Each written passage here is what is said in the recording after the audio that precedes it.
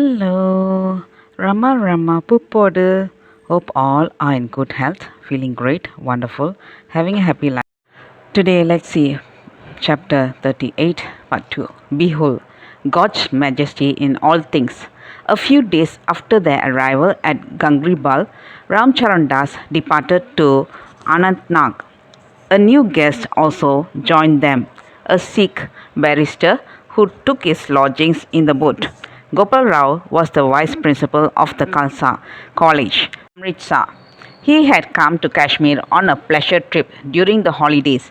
He and his wife had also visited Amarnath cave a day or two in advance of the usual day of the pilgrimage. So Ramdas had no occasion to meet them when he had gone up to the cave. Gopal Rao was a generous-hearted and noble-minded soul. His friends were mostly Sikhs, and his leanings were towards Sikhism. He held in high veneration the founder of the Sikh religion, Guru Nanak, and had studied Gurumukhi in order to be in direct touch with his teachings. He would, every night before retiring to sleep, make it a rule to go through Sukhamani, a work by Guru Nanak, which is very popular among the Sikhs. Guru Nanak was a great believer in the power of God's name. In fact, the only disciple which he prescribed for the control of mind and for spiritual meditation is the singing of God's name and his glories. One day, Gopal Rao spoke of a Sikh saint who was to visit Srinagar and whom he regarded as a guru or spiritual preceptor, and said that he greatly wished that Ramdas should be presented to him. A few days after they shifted to Gangribal, the saint arrived, and Ramdas had the opportunity of meeting him along with his friends in a quiet spot on a small piece of green headland in the middle of the Dal Lake. Virbhai Singh, popularly known as Pitaji among his disciples and admirers, was a childlike devotee.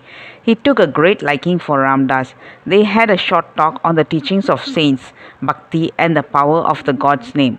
Ramdas would utilize the early mornings for climbing up Sri Shankaracharya hill and losing himself in the contemplation of God.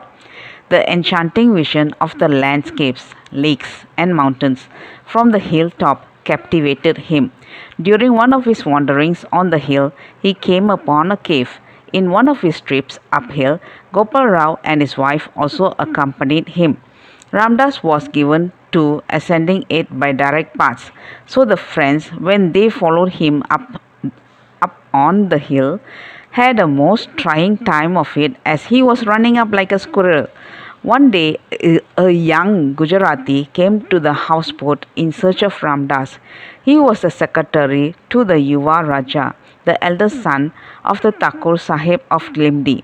The father had wired his son to see Ramdas.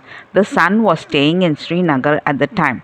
His motor car carried Ramdas to the Yuvaraja's houseboat moored in the Jhelum river in front of the late Maharaja's palace. The Yuvaraja's time was fully crowded with engagements, as he confessed, and so Ramdas had an interview with him for about 5 minutes when they had only a formal talk about health, etc. About this time, Ramdas met K. Sadashiva Rao, director of Army Audit, who had also come to Kashmir with his family on a pleasure excursion.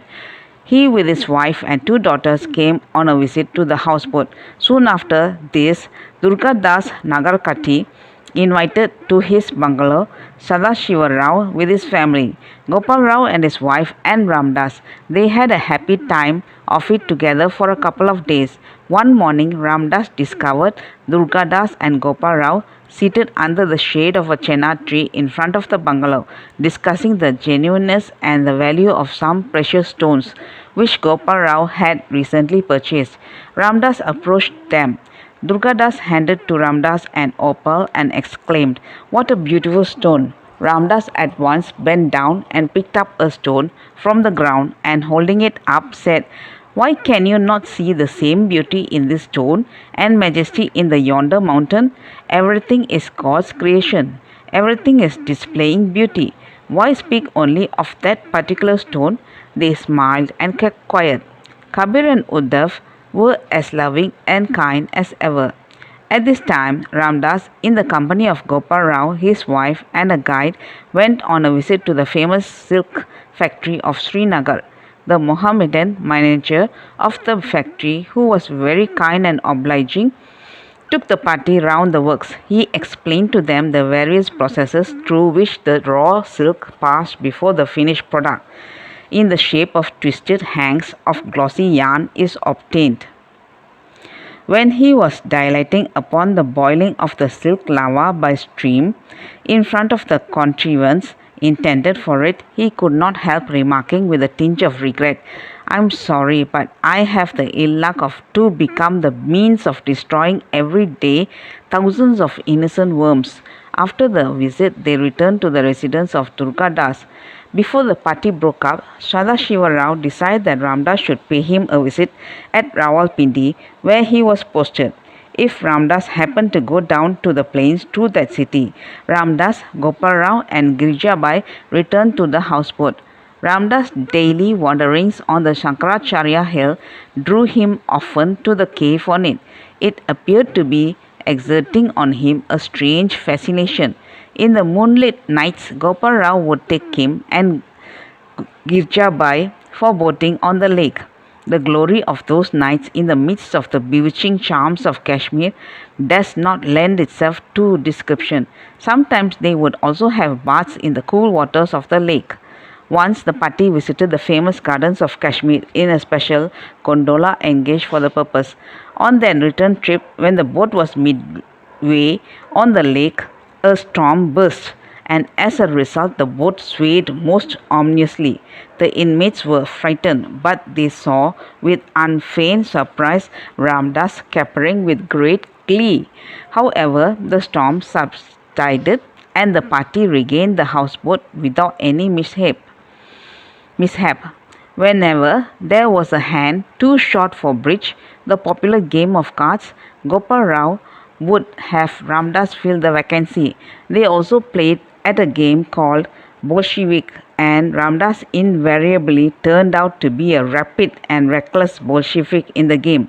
One day, Girjabai received a wire from her father at Honavar that her mother was seriously ill. The tidings upset her, and she became wistful and gloomy. That evening, when Ramdas was sitting alone on the terrace of the boat, Girjabai rushed up to where he was and with folded hands revealed her gnawing anxiety about her mother. "Ramdas," she pleaded, "if you would give me an assurance that my mother is all right by now, and that I would receive a wire to that effect tomorrow, I shall be free from load of unbearable misery." "Trust God, mother, and everything will be all right," Ramdas replied. These heartening words immediately dispelled her sorrow, and she became again the same lively and bright-faced girl that she was. Her pure and simple faith brought about the fruition of her wish. On the following day, she got a wire from her father to say that her mother was past danger. That's all, folks. Let's see in the next chapter. Thank you. Bye-bye. Rama Rama Puppoda.